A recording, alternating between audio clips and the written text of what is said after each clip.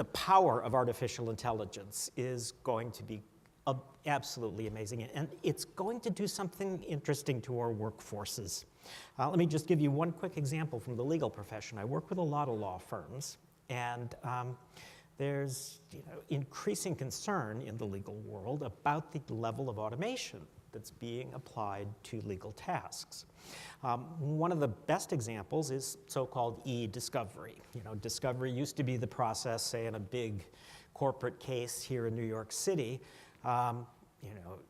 They'd bring in hundreds, thousands of boxes of manila folders and stuff them all into a conference room with 5 or 6 of their young associates and unlimited amounts of coffee. And 6 months later, the young associates would stagger out and say, here are the key pieces of evidence that we will bring to trial. Now, of course, that is done by e-discovery. First of all the documents are digital. If they're not digital, it's easy to scan them. And secondly, it turns out that artificial intelligence can really do a better job, not just a faster, cheaper job, but a better job in many cases. And the classic example of this, a lot of what these AI systems do remain trade secrets. They're very hard to patent, but this one is publicly known because it involves some public research. But it turns out that if you're in a big company and you're doing something you don't want the feds to know about, it's really going over the line, when you write a memo or an email, your grammar improves.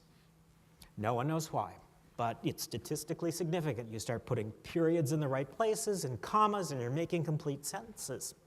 So what the e-discovery system does is it just goes through and it gives every employee in the company a literacy rating. You're from 0 to 10. 10 is like you were an English major.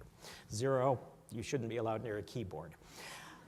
Then it goes back through and it actually analyzes each employee's own set of communications. And if someone who's a 4 suddenly jumps up to an 8, the e-discovery program says, something's going on here, let's pull these documents out, a human better take a look at them.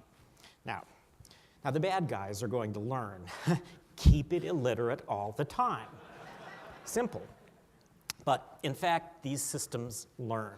And in one of the sort of more ominous uses of this, very similar program to that is now being introduced in China as part of the anti-corruption campaign. And what it will do in real time is look at all the emails, memos, texts of all the bureaucrats and determine any signs of corruption that might show up. And of course, if it turns out that it's identified corruption properly, then it's learned even more. So the potential there is huge. Now, the point that I want to make about e-discovery, interestingly, is it's beginning to have an impact on what law firms do with their young associates. It sort of upsets this interesting business model, which really used to be law school doesn't teach you how to be a lawyer, doesn't teach you how to practice law.